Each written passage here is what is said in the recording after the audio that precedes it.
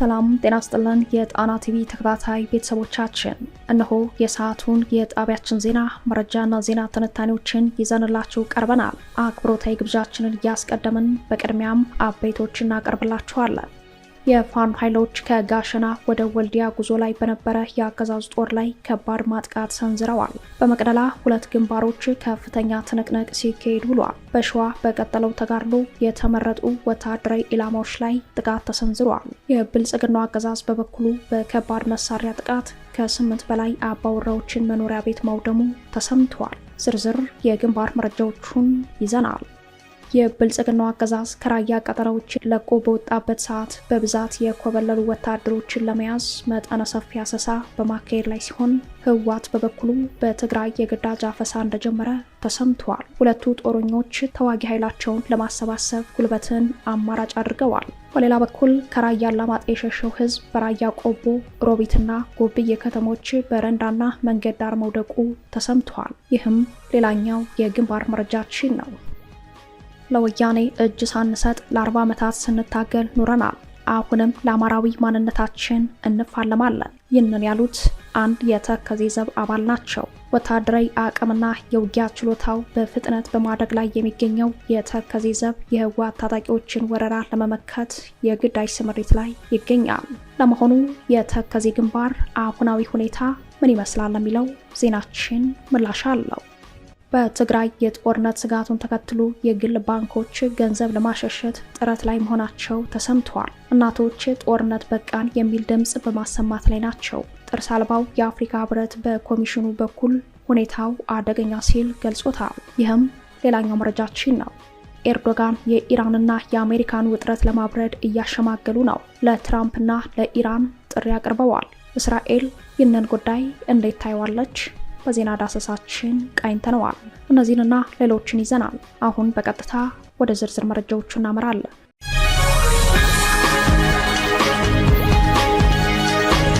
የፋኖ ኃይሎች ከጋሸና ወደ ወልዲያ ጉዞ ላይ በነበረ የአገዛዙ ጦር ላይ ከባድ ማጥቃት ሰንዝረዋል። በመቅደላ ሁለት ግንባሮች ከፍተኛ ትንቅንቅ ሲካሄድ ውሏል። በሸዋ በቀጠለው ተጋድሎ የተመረጡ ወታደራዊ ኢላማዎች ላይ ጥቃት ተሰንዝሯል። የብልጽግናው አገዛዝ በበኩሉ በከባድ መሳሪያ ጥቃት ከ8 በላይ አባወራዎችን መኖሪያ ቤት ማውደሙ ተሰምቷል። አፋብን ምኒልክ ዕዝ የደጋው መብረቅ ኮር የፋኖ ኃይሎች ከጋሸና ወደ ወልዲያ ጉዞ ላይ በነበረ የአገዛዙ ጦር ላይ ጥቃት መፈጸማቸው ተሰምቷል። የፌዴራል ጥቁር አስፓልትን ይዞ ሲጓዝ በነበረ የአገዛዙ ጦር ላይ በተፈጸመው ማጥቃት በርካታ ሰብአዊና ወታደራዊ ቁሳዊ ጉዳት መድረሱን የገለጹት የፋኖ ምንጮች ዛሬ ጥር 22 መነሻውን ከጋሸናና መቄት ፍላቂት ያደረገው የአገዛዙ ጦር በጋዞ ወረዳ እስታይሽ ከተማ ዙሪያ ላይ በተፈጸመበት የደፈጣ ጥቃት 21 ሞት 37ቱ ከባድ ቁስለኛ ማስተናገዱን፣ በጉዞ አገልግሎት ላይ የነበሩ ወታደራዊ ተሽከርካሪዎችን መውደማቸውን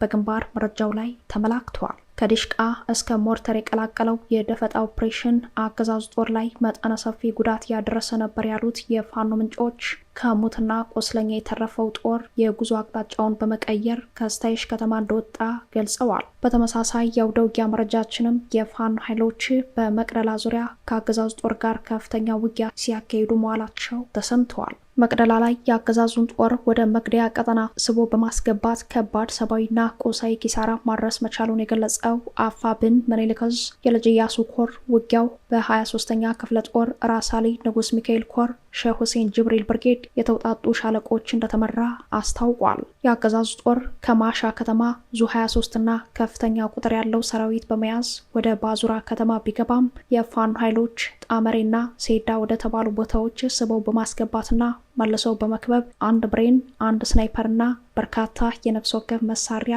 በምርኮ ገቢ ማድረግ የቻሉበትን ድል ማስመዝገባቸውን ገልጸዋል። ጣመሬ ላይ ብቻ ባለቀይ ቦኔት ከ15 በላይ አስክሬን ህዝቡ አንስቷል የሚሉት የአካባቢው ነዋሪዎች በርካታ አስክሬኑ ደግሞ በየጢሻው መውደቁን፣ በርካታ ቁስለኛ ወደ መቅደላ ሆስፒታል እንደገባ ለጣና የግንባር ዘጋቢ አስረድተዋል። እንደ አካባቢው ምንጮች መረጃ መቅደላ ሆስፒታል በቁስለኛ ሞልቶ ወደ ተንታ ሆስፒታል የተወሰዱ የአገዛዙ ቁስለኛ ወታደሮች እንዳሉ ተገልጿል። እነሱ ገጠር ሲሄዱ እኛ ከተማ እንገባለን በሚለው መርህ የንጉስ ሚካኤል ኮር አማራ ሳይንት መቅደላ ክፍለ ጦር አካል የሆነችው ሼህ ሁሴን ጅብሪል ብርጌድ ወደ ማሻ ከተማ በመግባት የአገዛዙ ጦር ላይ ጥቃት በመፈጸም በከፍተኛ መደናገጥ በአዙራ ላይ የነበረውን አስከሬንና ቁስለኛ ሳያነሳ መመለሱ ነው የታወቀው። በተለይም በመቅደላ ወረዳ ዋና ከተማ ማሻ በተካሄደው ውጊያ በርካታ ኃይሉ በማሻ ዙሪያ ተራሮች ተመቶበታል ያሉት የአካባቢው ምንጮች ውጊያው ለሰዓታት የዘለቀ እንደነበር አስረድተዋል። የፋኖ ኃይሎች በበኩላቸው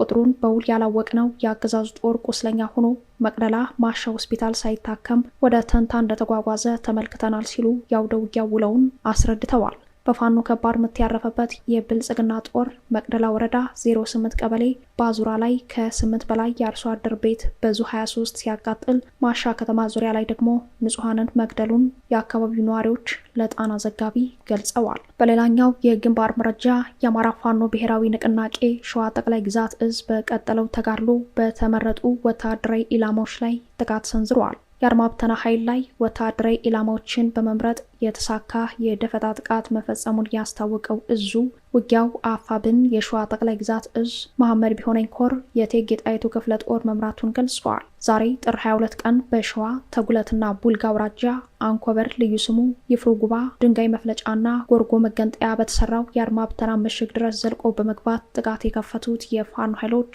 በጥቃቱ 3 ሙት 6 አድማ ብተና ቁስለኛ መሆናቸውን የአማራ ፋኖ ብሔራዊ ንቅናቄ ሸዋ ጠቅላይ ግዛት እዝ የመሐመድ ቢሆነኝ ኮር ህዝብ ግንኙነት ክፍል መረጃውን አድርሶናል።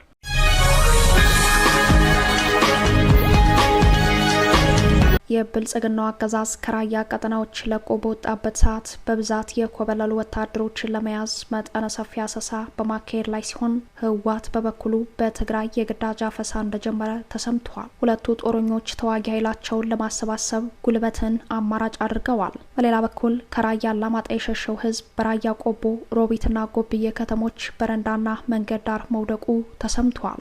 የብልጽግናው አገዛዝ ከራያ ቀጠናዎች በተለይም ከራያ አላማጣ፣ ዋጃ፣ ኮረምና ዞብል አካባቢዎች ሰራዊቱን ያለምንም የተኩስ ልውውጥ ለቆ ከወጣ በኋላ በቆቦ ከተማ ካሰፈረው ጦሩ በብዛት መጥፋቱን ተከትሎ ኮብላይ ወታደሮችን ፍለጋ በርካታ ኃይል ማሰማራቱ ተሰምተዋል። የጠፉትን ወታደሮች ለመያዝ ፍለጋው ቀጥሎ መዋሉን የጠቆሙት የጣና ምንጮች ወታደሮች ምናልባት በከተማዋ ውስጥ አድረው ከሆነ በሚል መውጫ መግቢያ ኬላዎች ላይ የተጠናከረ ፍተሻ እየተካሄደ መዋሉን ገልጸዋል። በከተማዋ የቀሩት ወታደሮች የከዱ ጓዶቻቸውን ለመያዝ በከባድ መሳሪያ ሽፋን ታግዘው በከተማዋ ዙሪያ በሚገኙ ገጠራማ መንደሮች ተንቀሳቅሰው አሰሳ እንዲያካሂዱ ከአዛዦቻቸው መመሪያ የተሰጣቸው ቢሆንም ነገር ግን ወታደሮቹ የፋኖን ጥቃት በመፍራት መንቀሳቀስ እንዳልቻሉ በመረጃው ላይ ተመላክተዋል። ወታደራዊ አዛዦቹም የጠፉትን ለመፈለግ የምንልካቸው ወታደሮችም ሊጠፉብን ይችላሉ በሚል ስጋት በየገጠሩ እየዞራችሁ ፈልጉ ብለው አውርደውት የነበረውን መመሪያን እንዲተገበር ለማስገደድ እንዳልደፈሩ፣ ሆኖም ፍለጋው በቡድን ሆኖ እንዲካሄድ መደረጉን ለጣና በደረሳት ወታደራዊ መረጃ ላይ ተመላክተዋል። በከተማዋ ዙሪያ ከሚገኙ ገጠራማ መንደሮች አንዱ አርሶ አደር የምግብ እህል ለማስፈጨት ዛሬ ጥር 22 ማለዳ ወደ ቆቦ ከተማ እየገባ እንዳለ ኬላ ላይ በነበሩ ወታደሮች ተይዞ ስትመጣ የከዱ የኛ ጓዶችን አይተሃል ወይ በሚል የተጠየቀ ሲሆን አርሶ አደሩም የከዳንና ያልከዳን መከላከያ መለየት አልችልም የሚል ምላሽ በመስጠቱ ድብደባ እንደተፈጸመበት በሕክምና ላይ ያለ መናገሩንም ሰምተናል። ከራያ አላማጣ ሸሽተው ወደ ቆቦ ከተማ ከገቡት የአገዛዙ ወታደሮች መካከል ከ2 ጋንታ በላይ የሚሆኑ ወታደሮች ትናንት ጥር 21 አመሻሹን ከነሙሉ ትጥቃቸው ከየአህዶቻቸው ከድተው መጥፋታቸውን በቀደመው ዜናችን መዘገባችን ይታወሳል። በቆቦ ከተማ ከፍተኛ ወታደራዊ ክምችት መፈጠሩን ተከትሎ በርካታ የጦሩ አባላት ከነሙሉ ትጥቃቸው መኮብለላቸው በቀጠለበት በዚህ ጊዜ ህወሓት በትግራይ የግዳጅ ወታደራዊ አፈሳ በማካሄድ ላይ መሆኑ ተሰምተዋል። የህወሓት ታጣቂ ቡድን በትግራይ የተለያዩ ከተሞች የሚገኙ ወጣቶችን በኃይል እያፈሰ ወደ ግንባር እየወሰደ እንደሚገኝ ከክልሉ የሚወጡ መረጃዎች አመላክተዋል። በአዲግራት በአድዋና በሌሎች የክልሉ ከተሞች የተጀመረው ይህ የወጣቶች አፈሳ በዋናነት ወደ ወልቃይትና ጠለምት አቅጣጫ ለመውሰድ የታለመ መሆኑ በመረጃው ላይ ተጠቅሷል። ቡድኑ በጠለምት በኩል በከፈተው ጦርነት ከፍተኛ የሰው ኃይልና ከባድ መሳሪያዎችን ያሰለፈ ቢሆንም ተጨማሪ የሰው ኃይል ያስፈለገው በማዕበል የመዋጋት እቅድ ሳይኖረው እንዳልቀረ ተጠቁመዋል። መረጃዎች እንዳመላከቱት የታፈሱ ወጣቶች በመኪና ተጭነው ወደ ወልቃይትና ጠለምት አቅጣጫ እየተወሰዱ ይገኛሉ። ይህ በእንዲህ እንዳለም ከራያ አላማጣ አካባቢዎች ነዋሪዎች የህወሓትን ጥቃት በመስጋት ከቀያቸው መፈናቀላቸው እንደቀጠለ ነው። ከአላማጣ የሸሸው ህዝብ በቆቦ ሮቢትና ጎቢ አካባቢዎች መጠለያ አጥቶ በረንዳ ጎዳናና የእምነት ቦታዎችን መጠለያ እንዳደረገ ተሰምተዋል። በጉዳዩ ላይ ተጨማሪ ዘገባ ይዞ የወጣው ሀራምቤ ሬዲዮ በበኩሉ በበርካታ ሺዎች የሚቆጠሩ የአካባቢው ነዋሪዎች ወደ ሰሜን ወሎና ዋግምራ አካባቢዎች መፈናቀላቸውን ገልጸዋል። የአካባቢው ነዋሪዎች ስንቅና አልባሳት ሳይዙ ለመፈናቀል መገደዳቸውን ጠቁመዋል። በተለይ አካል ጉዳተኞች፣ አዛውንቶችና የወለዱ እናቶች በእግራቸው ጭምር ከ15 ኪሎ ሜትር በላይ መጓዛቸውን አሁንም መጠለያ አጥተው በችግር ላይ እንደወደቁ ነው በዘገባው ላይ የተመላከተው። ከአላማጣ ከተማ ተፈናቅለው ሰሜን ወሎ ዞን ቆቦ ከተማ በረንዳ ላይና ጊዮርጊስ ቤተክርስቲያን የተጠለሉ ወገኖች ሰብአዊ ቀውሱ ገና ከወዲሁ የከፋ ነው ሲሉ ተናግረዋል።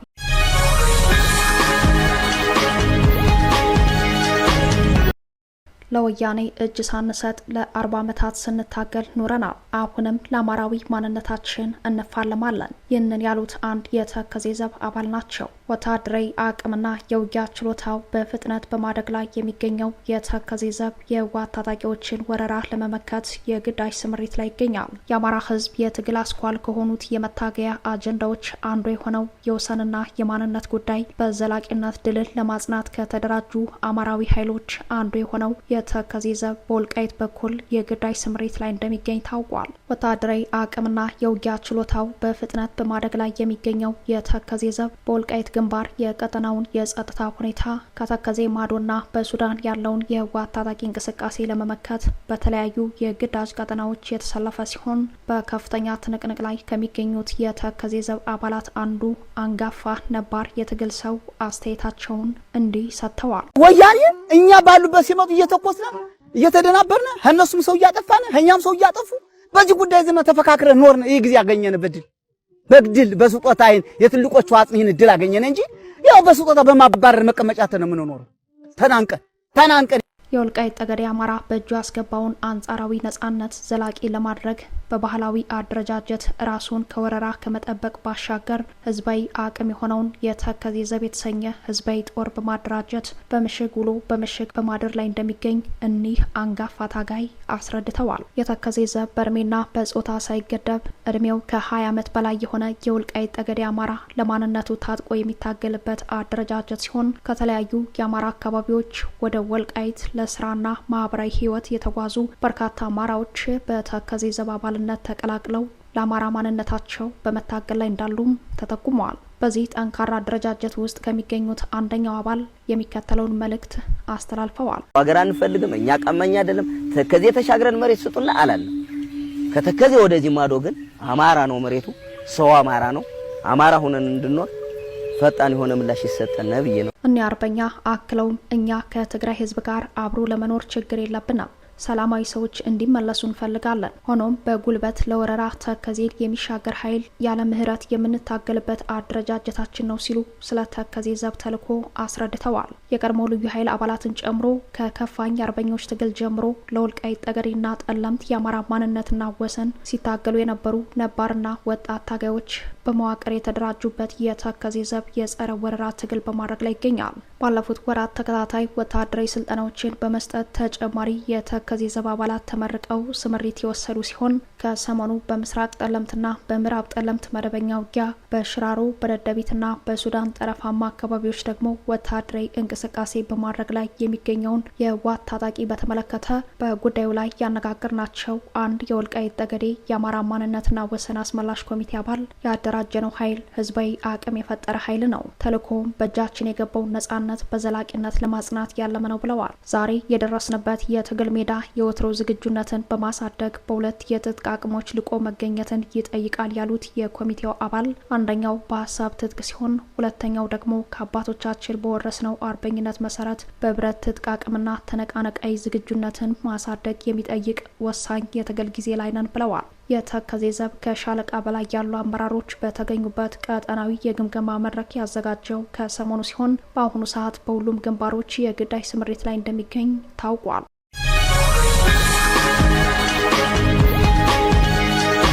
በትግራይ የጦርነት ስጋቱን ተከትሎ የግል ባንኮች ገንዘብ ለማሸሸት ጥረት ላይ መሆናቸው ተሰምተዋል። እናቶች ጦርነት በቃን የሚል ድምጽ በማሰማት ላይ ናቸው። ጥርስ አልባው የአፍሪካ ህብረት በኮሚሽኑ በኩል ሁኔታውን አደገኛ ሲል ገልጾታል። ከጥር 18 ቀን ጀምሮ በዕለቱ የውጊያ አቅጣጫውንና አድማሱን እያሰፋ የቀጠለው ውጊያ በጠለምት ጀምሮ አቅጣጫውን በራያና አፋር በኩል አስፍቷል። ይህንን ተከትሎ ወደ ትግራይ ከተሞች ማለትም መቀሌ፣ ሽሬና አክሱም የሚደረጉ የአውሮፕላን በረራዎች ከቆሙ ዛሬ ሁለተኛ ቀን የተቆጠረ ሲሆን ባንኮች ለደንበኞቻቸው የሚሰጡትን ብር በ2000 ብር ገድበውታል። ዛሬ ጥር 22 ቀን ከእኩለ ቀን በኋላ የወጡ መረጃዎች እንደሚያሳዩት ደግሞ የግል ባንኮች ገንዘብ ለማሸሸት ጥረት ላይ መሆናቸውን ነው። ህዝቡም ከፍተኛ ጭንቀት ውስጥ ገብቷል። ጦርነት አይቀሬ መሆኑን የሰጉ የብሔሩ ተወላጆች በትግራይ የባንክ ቤት በሮችን በሰልፍ አጨናንቀው ቢውሉም የግል ባንኮች ለደንበኞቻቸው ይሰጡት ከነበረው 2000 ብር አሁን ላይ ካሽ የለም ወደ ማለት ደርሰዋል። አብዛኞቹ ቅርንጫፎች ተዘግተው መዋላቸውን የጣና የመረጃ ምንጮች ጠቁመዋል። በተለይም በሽሬ፣ ሽራሮ፣ ሰለክላካ ባሉ ምዕራባዊ ከተሞች የግል ባንኮች ተዘግተው መዋላቸውን የጠቆሙት ምንጮች ይህም ባንኮች ወደ ዲስትሪክት ማዕከላት ገንዘብ በማሸሸታቸው እንደሚሆን ገልጸዋል። በተለይም ባለፉት 2 ቀናት በትግራይ የባንኮች ሰልፍ የገበያ አካባቢዎች በሸመታ ተጨናንቀዋል የሚሉት ምንጮች መቀሌን በመሰሉ ትልልቅ ከተሞች የዋጋ ንረቱ በከፍተኛ ሁኔታ እንደጨመረ አስረድተዋል። በምሽት የሚደረጉ የከተሞች እንቅስቃሴ እንደቆሙ የሚጠቁሙት ምንጮቻችን ከቦታ ቦታ የሚደረጉ የህዝብ ማመላለሻ ተሽከርካሪዎች ቁጥራቸው መጨመሩን ጠቁመዋል። ሆኖም በአፋር በኩል የሚደረጉ ጉዞዎች በውጊያው ምክንያት መቆማቸውን ብዙ ሰው ገጠራማ አካባቢዎችን ለተሻለ ደህንነት አማራጭ እንደሚጠቀምባቸው ነው የገለጹት።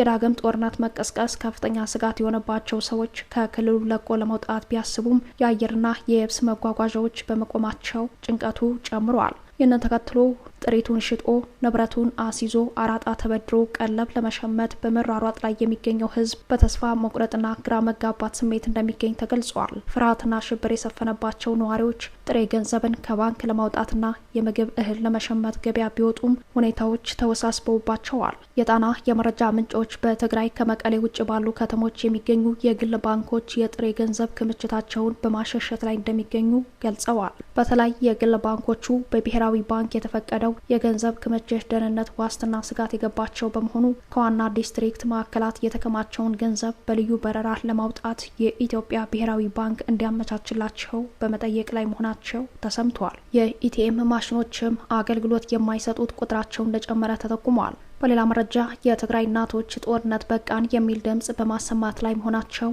ተሰምቷል።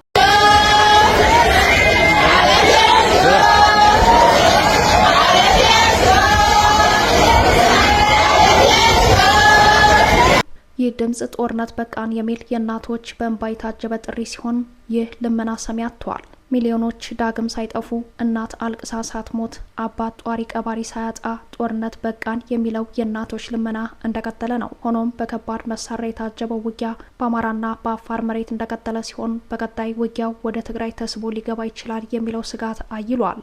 ይህንን ተከትሎ የአፍሪካ ህብረት ኮሚሽን ሁሉም ወገኖች እንዲታቀቡ ጥሪውን አቅርቧል። ዳግም ውጊያ መቀስቀሱን ተከትሎ የአፍሪካ ህብረት ኮሚሽን ሊቀመንበር መሐመድ አሊ ዩሱፍ ሁሉም ወገኖች እንዲታቀቡ ሲሉ ጥብቅ ያሉትን ማሳሰቢያ ሰጥተዋል። ኮሚሽኑ ዛሬ አርብ ባወጣው መግለጫ ሊቀመንበሩ በትግራይ ያለውን ሁኔታ በቅርበት እየተከታተሉ መሆናቸውንና በቅርብ ጊዜ የታዩ ክስተቶች ከፍተኛ ስጋት እንደፈጠሩባቸው ገልጸዋል። ከ4 ዓመታት በፊት ጥቅምት 23 ቀን 2015 ዓ.ም የተፈረመው የፕሪቶሪያው ግጭት የማቆም ስምምነት የፈረሰ ቢሆንም የአፍሪካ ህብረት ኮሚሽን በከባድ መስዋዕትነት የመጡ ድሎችን መጠበቅ እጅግ አስፈላጊ ነው ሲሉ ስምምነቱን አስታውሷል።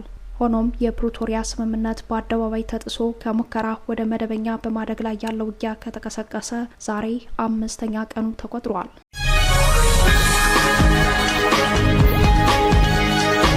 ኤርዶጋን የኢራንና የአሜሪካን ውጥረት ለማብረድ እያሸማገሉ ነው። ለትራምፕና ለኢራን ጥሪ አቅርበዋል። የመካከለኛው ምስራቅ ውጥረት ወደ አዲስ ውጥረት አምርቷል። የአሜሪካ ግዙፍ የጦር መርከብ የሆነችው አርማ ወደ ኢራን አቅጣጫ ማምራት ዋሽንግተን ለማይቀረው ጥቃት እየተዘጋጀች ስለመሆኑ ስጋት ፈጥሯል። 90 የጦር ጀቶችን ከ5000 በላይ የባህር ኃይል ወታደሮች ይዛ የምትንቀሳቀሰው መርከቧ ለኢራን የተላከች ማስጠንቀቂያም ሆናለች። የአሜሪካ ፕሬዝዳንት ዶናልድ ትራምፕ ኢራን ከአሜሪካ ጋር በአስቸኳይ ስምምነት ላይ ካልደረሰች ከአሜሪካ የሚገጥማት ቀጣዩ ጥቃት ከዚህ በፊት ከነበረው በጣም የከፋ ይሆናል ሲሉ በሳምንቱ አስጠንቅቀዋል። ኢራን ለሁሉም ነገር ላጸፋ ተዘጋጅቻለሁ ስትል መልሳለች። ውጥረቱ ከፍ ባለበት በዚህ ጊዜ ቱርክ የአደራዳሪነት ሚና ይዛ መጥታለች። የቱርኩ ፕሬዝዳንት ኤርዶጋን ነጩ ቤተ መንግስት ከቴሄራን ጋር በስልክ ለማገናኘት እየጣሩ እንደሚገኙ ሚድል ኢስት አይ ዘግበዋል። ከጥቂት ሳምንታት በፊት በኢራን የተነሳውን ተቃውሞ ተከትሎ ትራምፕ ኢራን ላይ ጥቃት ሊፈጽሙ እንደሚችሉ መዛታቸው ይታወሳል። ትራምፕ በሳምንቱ ትሩዝ ሶሻል በተሰኘው ማህበራዊ ገጻቸው ዩኤስኤስ አብርሃም ሊንከን የተሰኘው ግዙፍ የጦር መርከባቸውና ሌሎች ኃይሎች ወደ ባህረ ሰላጤው መሰማራታቸውን አስታውቀው አስፈላጊ ሲሆን በፍጥነትና በአደገኛ ሁኔታ የሚሰጣቸውን ተልዕኮ ለመፈጸም ዝግጁ መሆናቸውንም ጠቁመዋል። በቬንዙዌላ የተደረገው ተልዕኮ በቴሄራን ሊደገም እንደሚችል ነው ትራምፕ ያስጠነቀቁት። ኢራንን በፍጥነት ተስማሚ የኒውክሌር ፕሮግራምሽን ጣይ ሲሉም ፕሬዝዳንቱ መልእክት ሰደዋል። በመካከለኛው ምስራቅና በአውሮፓ ተጽዕኖና ተሰሚነቷ እየጨመረ የመጣው ቱርክ ታዲያ ነገር እንዲበርድ እየጣረች መሆኑ ነው የታወቀው። ቱርክ ኢራን ላይ የሚደረግ የውጭ ጥቃትን እንደማትቀበል አቋም የያዘች ሲሆን አሜሪካና ኢራን ችግራቸውን በሰደድ እሳት እንዳይፈቱ ጠይቃለች። ፕሬዚዳንት ኤርዶጋን በሳምንቱ ማክሰኞ ዕለት ከትራምፕ ጋር በስልክ ማውራታቸውን ሚድል ኢስት አይ የዘገበ ሲሆን በትራምፕና ኢራን መካከል የቴሌኮንፈረንስ እንዲካሄድ ጠይቀዋል። ኤርዶጋን ከትራምፕ ጋር ባደረጉት የስልክ ንግግር ለዲፕሎማሲ ቅድሚያ እንዲሰጡ ቱርክ ለማደራደር ፈቃደኛ መሆኗን ገልጸውላቸዋል። ትራምፕ በቱርክ ላደራደር ጥያቄ ላይ በጎ ምላሽ መስጠታቸው የተገለጸ ሲሆን ኢራን ግን እስካሁን ለኤርዶጋን ጥሩ መልስ አልሰጠችም። የኢራን ፕሬዝዳንት ማሱድ ፔዜሽኪያን እየተጠበቁ ይገኛሉ። ለአንካራ ቅርብ የሆኑ የዜና ምንጮች የኢራን ውጭ ጉዳይ ሚኒስተር አባስ አራክቺ በሳምንቱ ወደ ኢስታንቡል እንደሚመጡ ገልጸዋል። የዛኔ የኢራን መንግስት መልስ ለኤርዶጋን ያቀርባሉ ተብሎም ይጠበቃል።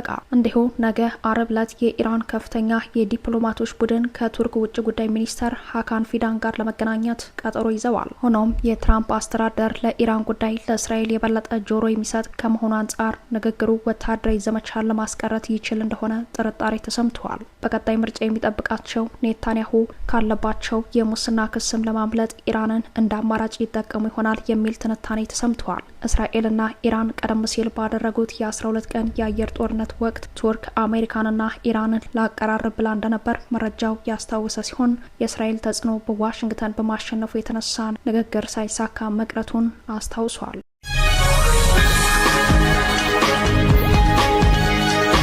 ክቡራትና ክቡራን ቤተሰቦቻችን ለሰዓቱ የተሰናዱት መረጃዎቻችን የተከታተሏቸውን ይመስሉ ነበር። አብራችሁን ስለቆያችሁ ልባዊ ምስጋናችን ይድረሳችሁ እያለን የጣና ቲቪ ወቅታዊ ዜናዎች፣ ትንታኔዎችና ልዩ ልዩ ፕሮግራሞች እንዲደርሳችሁ ቻናላችን ሰብስክራይብ በማድረግ ቤተሰብ ሆኖ በተሳትፎ የትግል ሚዲያው እንዲያጠናክሩ ጥሪያችን አቀርባለን። ጣና ቲቪ ከሀቅ ጋር